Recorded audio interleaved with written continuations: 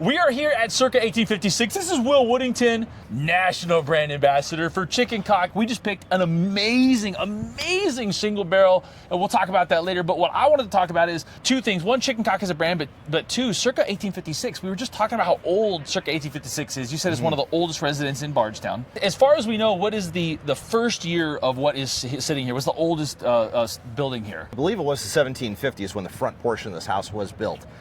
So not only are we this monumental historic brand that stretches back 170 years, but we're in a home that's even older than us, which is so cool. Which is incredible. The tie-in right here in the middle of Bardstown just adds a really cool experience to the amazing whiskey. And I've said for a long time, it's the labeling, it's the story, it's the people, it's the location, it's the whiskey, it's everything together. So to build something so special around this whiskey is really amazing to experience. Maybe tell me a little bit about the history of Chicken Cock as a brand. It's extremely old, very, very old. Very, very old. One of the oldest whiskey brands currently going in the United States. You know, our history stretches back to 1856 properly, but the founder of the company, or the brand, James A. Miller, started distilling whiskey in the late 1830s. So we can actually trace our history even back further, which is really, really amazing. That's not something that every brand out there by any means has the opportunity to do.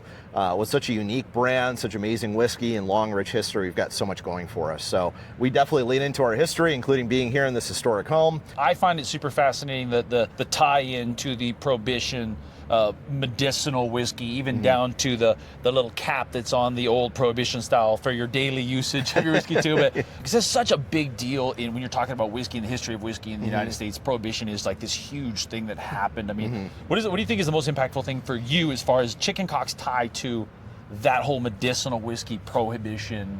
It's vitally important that Chicken Cock goes through this prohibition phase, because that's what keeps the brand very relevant during the 1920s. One of the most relevant ways was when Chicken Cock was being made as a pure Canadian rye up in Montreal and put into those pint bottles with chicken wire on the outside, packaged in those tin cans.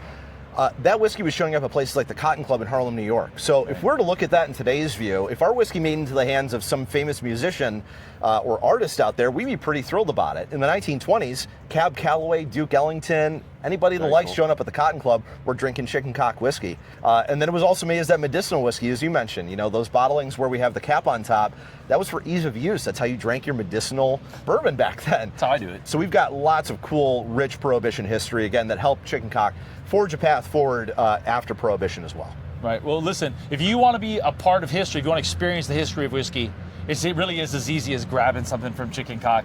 Just, you know, watch this video, drink a little Chicken Cock, and think about all the history involved. Will, thank you very much. Thank you, come Conrad. check out Circa 1856, 100%. But in the meantime, just go grab something from Chicken Cock.